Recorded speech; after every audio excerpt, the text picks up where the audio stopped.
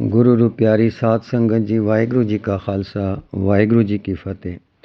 भाई साहब भाई वीर सिंह जी ਦੇ ਕਮੋਲਕ ਲੇਖ ਜੋ ਖਾਲਸਾ ਸਮਾਚਾਰ ਵਿੱਚ 28 ਅਕਤੂਬਰ 1920 ਨੂੰ ਛਪਿਆ ਸੀ, ਉਸ ਵਿੱਚ ਇਹ ਦਰਸਾਇਆ ਗਿਆ ਹੈ ਕਿ ਜਨਮ ਤੋਂ ਜਾਤ ਨੂੰ ਮੰਨਣਾ ਇੱਕ ਵੱਡੀ ਭੁੱਲ ਹੈ। ਗੁਰੂ ਘਰ ਵਿੱਚ ਜਾਤੀ ਦੀ ਵੰਡ ਅਪਰਵਾਨ ਹੈ। ਵਾਹਿਗੁਰੂ ਦੀ ਦਰਗਾਹ ਵਿੱਚ ਜਾਤ ਪਾਤ ਦਾ ਕੋਈ ਥਾਂ ਨਹੀਂ। ਗੁਰਬਾਣੀ ਮਨੁੱਖ ਮਾਤਰ ਦੀ ਇੱਕ ਜਾਤ ਮੰਨਦੀ ਹੈ। ਸੋ ਜਿਸ ਬਿਮਾਰੀ 'ਚੋਂ ਸਾਨੂੰ ਸਤਿਗੁਰਾਂ ਨੇ ਕੱਢਿਆ ਸੀ, ਜਾਤ ਪਾਤ ਦੀ ਬਿਮਾਰੀ 'ਚੋਂ, ਅਸੀਂ ਮੁੜ ਫਸਦੇ ਜਾ ਰਹੇ ਹਾਂ। ਇਸ ਲਈ ਭਾਈ ਸਾਹਿਬ ਜੀ ਦਾ ਜਿਹੜਾ ਇਹ ਲੇਖ ਹੈ, ਸਾਡੇ ਲਈ ਚਾਨਣ ਮੁਨਾਰਾ ਹੈ ਕਿ ਗੁਰਬਾਣੀ ਵਿੱਚ ਜਾਤ ਪਾਤ ਬਾਰੇ ਕੀ ਲਿਖਿਆ ਹੈ। ਆਓ ਸਰਵਣ ਕਰੀਏ, ਜਿਸ ਦਾ ਸਿਰਲੇਖ ਹੈ ਗੁਰਬਾਣੀ ਦਾ ਸੰਦੇਸ਼ ਅਤੇ ਜਾਤ ਪਾਤ। ਅਸੀਂ ਸਿੱਖ ਹਾਂ। ਸਾਡਾ ਨਿਸ਼ਚਾ ਹੈ ਕਿ ਗੁਰੂ ਗ੍ਰੰਥ ਕਲਯੁਗ ਪਇਓ, ਸ੍ਰੀ ਗੁਰੂ ਰੂਪ ਮਹਾਨ, 10 ਪਾਤਸ਼ਾਹੀ ਰੂਪ ਏ ਗੁਰੂ ਗ੍ਰੰਥ ਜੈ ਜਾਨ। ਗੁਰੂ ਦਰਸ ਜੇ ਦੇਖਣਾ, ਸ੍ਰੀ ਗ੍ਰੰਥ ਦਰਸਾਏ, ਬਾਤ ਕਰਨ ਗੁਰ ਸੋਚ ਹੈ, ਪੜ੍ਹੈ ਗ੍ਰੰਥ ਮਨ ਲਾਏ। ਤਾਂ ਤੇ ਆਓ ਇਸ ਗੱਲ ਦੇ ਨਿਬੇੜੇ ਲਈ ਕਿ ਅਛੂਤ ਜਾਤੀਆਂ ਸਿੱਖਾਂ ਵਿੱਚ ਕੀ ਦਰਜਾ ਰੱਖਦੀਆਂ ਹਨ, ਇਸ ਪ੍ਰਸ਼ਨ ਦਾ ਉੱਤਰ ਸ੍ਰੀ ਗੁਰੂ ਗ੍ਰੰਥ ਸਾਹਿਬ ਜੀ ਵਿੱਚ ਢੂੰਢੀਏ। ਗੁਰਬਾਣੀ ਕਹਿੰਦੀ ਹੈ, ਏਕ ਪਿਤਾ ਏਕਸ ਕੇ ਹਮ ਬਾਰਕ। ਮਨੁੱਖ ਮਾਤਰ ਦਾ ਪਿਤਾ ਇੱਕ ਹੈ। ਅਸੀਂ ਸਭ ਉਸ ਦੇ ਬਾਰਕ ਹਾਂ, ਜਿਸ ਤੋਂ ਆਪਸ ਵਿੱਚ ਭਾਈ ਭਾਈ ਹਾਂ। ਸ੍ਰੀ ਗੁਰੂ ਕਲਗੀਧਰ ਜੀ ਫਰਮਾਉਂਦੇ ਹਨ, ਕੋ ਪਇਓ ਮੁੰਡਿਆ ਸੰਨਿਆਸੀ, ਕੋ ਜੋਗੀ ਪਇਓ, ਕੋ ਬ੍ਰਹਮਚਾਰੀ, ਕੋ ਜਤੀਅਨ ਮਾਨ ਹੋ। हिंदू तुर्क को राफजी इमाम साफ़ी, मानस की जात सब है एक है पहचान वो। करता करीम सोई, राजक रहीम ओई, दूसरो न भेद कोई, भूल परम मान वो। एक ही की सेव सभी को गुरदेव एक ही स्वरूप सब है एक है जोत जान वो। ये बाणी दसदी है कि मानस की जात, मनुख मात्र दी जात एक पछाणो। ਸਭ ਦਾ ਇੱਕ ਸਰੂਪ ਵੇਖੋ ਤੇ ਸਾਰਿਆਂ ਵਿੱਚ ਇੱਕ ਜੋਤ ਜਾਣੋ। ਗੁਰੂ ਘਰ ਵਿੱਚ ਊਚ ਤੇ ਨੀਚ ਕੌਣ ਹੈ, ਉਸ ਦੀ ਬਾਬਤ ਕਹਿੰਦੇ ਹਨ, ਭਗਤ ਰਤੇ ਸੇ ਊਤਮਾ, ਜਤ ਪਦ ਸ਼ਬਦੇ ਹੋਏ, ਬਿਨ ਨਾਮੈ ਸਭ ਨੀਚ ਜਾਤ ਹੈ, ਵਿਸ਼ਟਾ ਕਾ ਕੀੜਾ ਹੋਏ। ਖਸਮ ਵਿਸਾਰੈ ਤੇ ਕਮ ਜਾਤ। ਹਿੰਦੂਆਂ ਵਿੱਚ ਜਨਮ ਤੋਂ ਜੋ ਜਾਤੀ ਮੰਨੀ ਜਾਂਦੀ ਹੈ, ਉਸ ਦੀ ਬਾਬਤ ਕਹਿੰਦੇ ਹਨ, ਫੱਕੜ ਜਾਤੀ ਫੱਕੜ ਨਾਉ, ਸਭਨਾ ਜੀਆਂ ਇੱਕਾ ਛਾਉ। ਫਿਰ ਫਰਮਾਉਂਦੇ ਹਨ ਕਿ ਜਾਣੋ ਜੋਤ, ਨਾ ਪੁੱਛੋ ਜਾਤੀ, ਆਗੇ ਜਾਤ ਨਾ ਹੈ। ਇਸ ਦਾ ਸਪਸ਼ਟ ਭਾਵ ਇਹ ਹੈ ਕਿ ਸਭ ਇੱਕ ਜੋਤ ਜਾਣੋ। ਜਨਮ ਤੋਂ ਜੋ ਜਾਤੀਆਂ ਪਾਈਆਂ ਗਈਆਂ ਹਨ, ਇਹਨਾਂ ਬਾਬਤ ਨਾ ਪੁੱਛੋ ਕਿ ਤੂੰ ਕਿਸ ਜਾਤੀ ਦਾ ਹੈ, ਕਿਉਂਕਿ ਵਾਹਿਗੁਰੂ ਦੇ ਘਰ ਵਿੱਚ ਇਸ ਜਨਮ ਤੋਂ ਮੰਨੀ ਗਈ ਜਾਤੀ ਦੀ ਕੋਈ ਥਾਂ ਨਹੀਂ। ਫਿਰ ਹੋਰ ਵੀ ਸਪਸ਼ਟ ਕਰਕੇ ਦੱਸਦੇ ਹਨ ਕਿ ਜਾਤ ਜਨਮ ਨੇ ਪੁੱਛੀਐ, ਸੱਚ ਕਰ ਲਿਹੋ ਬਤਾਏ, ਸਾ ਜਾਤ ਸਾ ਪਤ ਹੈ, ਜਿਹੇ ਕਰਮ ਕਮਾਏ।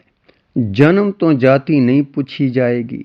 ਹੁਣ ਪ੍ਰਸ਼ਨ ਹੁੰਦਾ ਹੈ ਕਿ ਜਨਮ ਤੋਂ ਜਾਤ ਮੰਨਣ ਦੀ ਜਗ੍ਹਾ ਜੇ ਕਰਮ ਤੋਂ ਜਾਤ ਮੰਨ ਲਈ ਜਾਏ, ਤਦ ਕਰਮਾਂ ਕਰਕੇ ਜੋ ਨੀਚ ਜਾਤੀ ਬਣ ਗਈ ਹੈ, ਉਸ ਦੀ ਬਾਬਤ ਗੁਰਬਾਣੀ ਕੀ ਦੱਸਦੀ ਹੈ।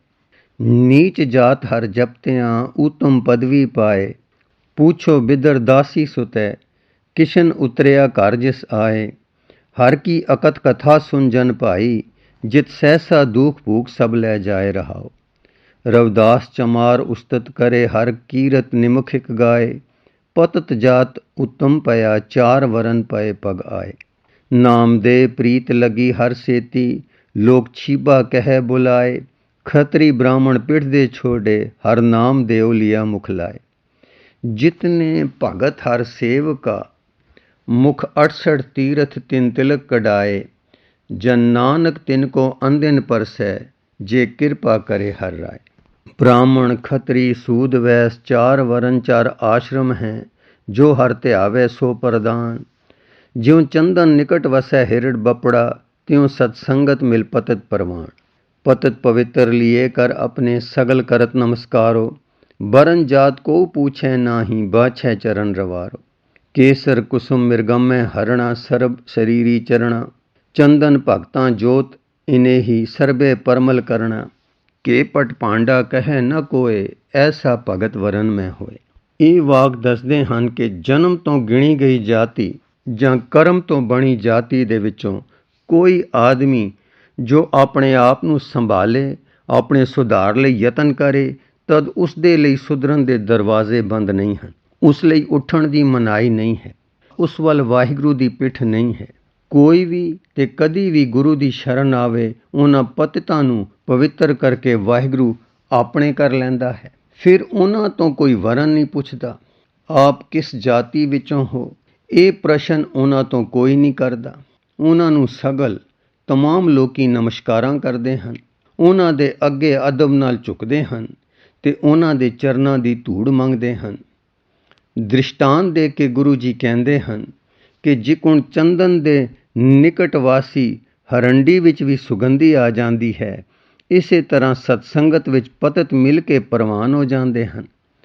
ਪ੍ਰਵਾਨ ਹੀ ਕਿਉਂ, ਨੀਚ ਜਾਤਾਂ ਦੇ ਹਰੀ ਨੂੰ ਜਪਦਿਆਂ ਉੱਤਮ ਪਦਵੀ ਪਾ ਜਾਂਦੇ ਹਨ ਤੇ 4 ਵਰਨ 4 ਆਸ਼ਰਮਾਂ ਵਿੱਚੋਂ ਜੋ ਹਰੀ ਨੂੰ ਧਿਆਵੇ ਉਹ ਪ੍ਰਧਾਨ ਮੋਰੀ ਹੋ ਜਾਂਦਾ ਹੈ।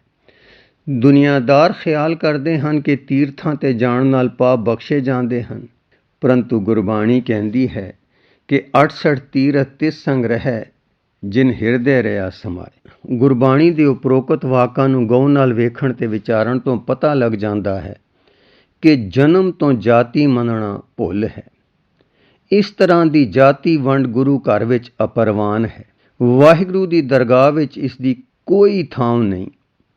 ਗੁਰਬਾਣੀ ਮਨੁੱਖ ਮਾਤਰ ਦੀ ਇੱਕ ਜਾਤ ਮੰਨਦੀ ਹੈ ਤੇ ਮਨੁੱਖ ਮਾਤਰ ਨੂੰ ਇੱਕ ਦਰਜਾ ਦਿੰਦੀ ਹੈ। ਜੋ ਆਦਮੀ ਜਿਹੇ ਕੰਮ ਕਰਦਾ ਹੈ ਉਹੋ ਜਿਹਾ ਹੋ ਜਾਂਦਾ ਹੈ।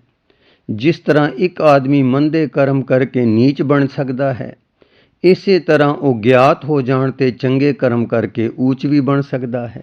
ਇੱਕ ਵਾਰੀ ਨੀਚ ਕਰਮ ਕਰਕੇ ਨੀਚ ਬਣ ਗਏ ਤੇ ਉਹਨਾਂ ਦੀ ਸੰਤਾਨ ਜੋ ਕਿਆਮਤ ਦੇ ਦਿਨਾਂ ਤੱਕ ਹੁੰਦੀ ਰਹੇਗੀ, ਅਛੂਤਪੁਣੇ ਦਾ ਪੱਟਾ ਉਸ ਦੇ ਗਲ ਵਿੱਚ ਨਹੀਂ ਪਾ ਦਿੱਤਾ ਗਿਆ।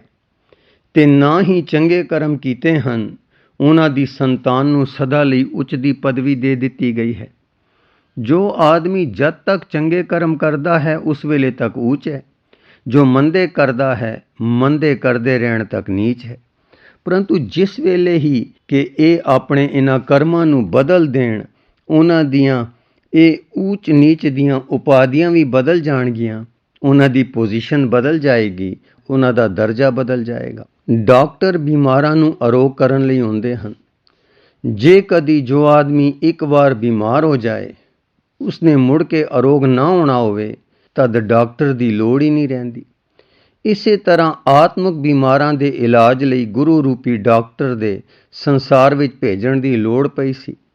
ਜੇ ਕਦੀ ਜੋ ਆਤਮਿਕ ਅਵਸਥਾ ਵਿੱਚ ਇੱਕ ਵੇਰ ਰੋਗੀ ਹੋ ਗਏ ਹਨ, ਜਾਂ ਜਿਨ੍ਹਾਂ ਆਪਣੀ ਸੰਸਾਰਕ ਅਵਸਥਾ ਇੱਕ ਵੇਰ ਵਿਗਾੜ ਲਈ ਹੈ, ਉਹਨਾਂ ਦਾ ਫਿਰ ਸੁਧਾਰ ਅਸੰਭਵ ਸਮਝਿਆ ਜਾਏ, ਤਦ ਗੁਰੂ ਦੀ ਸੰਸਾਰ ਵਿੱਚ ਆਉਣ ਦੀ ਲੋੜ ਹੀ ਨਹੀਂ ਰਹਿੰਦੀ। ਜਿਕੁਣ ਡਾਕਟਰ ਬਿਮਾਰਾਂ ਨੂੰ ਦਵਾਈ ਦੇ ਕੇ ਉਹਨਾਂ ਨੂੰ ਅਰੋਗ ਕਰ ਦਿੰਦਾ ਹੈ, ਇਸੇ ਤਰ੍ਹਾਂ ਗੁਰੂ ਮੁਰਦਿਆਂ ਨੂੰ ਬਚਾਉਂਦਾ, ਢੱਠਿਆਂ ਨੂੰ ਉਠਾਉਂਦਾ, ਨੀਚਾਂ ਨੂੰ ਉੱਚ ਬਣਾਉਂਦਾ ਤੇ ਪਤਿਤਾਂ ਨੂੰ ਪਵਿੱਤਰ ਕਰਦਾ ਹੋਇਆ ਡੰਕੇ ਦੀ ਚੋਟ ਕਹਿੰਦਾ ਹੈ, ਔਰ ਪੁਨ ਕਹਿਤ ਸਗਰ ਸੰਸਾਰਾ, ਨਾਮ ਗਰੀਬ ਨਿਵਾਜ ਹਮਾਰਾ, सो अब सफला कर दिखराऊं, सब लगन को बड़ो बनाऊं। ਤੇ ਇਸ ਤਰ੍ਹਾਂ ਨੀਚਾਂ ਨੂੰ ਉੱਚ ਬਣਦਾ ਵੇਖ ਨੀਚ ਕਹਿ ਉੱਠਦੇ ਹਨ, ਐਸੀ ਲਾਲ ਤੁਝ ਬਿਨ ਕੌਣ ਕਰੇ, ਗਰੀਬ ਨਿਵਾਜ ਗੁਸਈਆਂ ਮੇਰਾ, ਮਾਥੈ ਛਤਰ ਤਰੈ। ਰਹਾਉ ਜਾਂ ਕੀ ਛੋਤ ਜਗਤ ਕਉ ਲਾਗੈ, ਤਾਂ ਪਰ ਤੂੰ ਹੀ ਟਰੈ।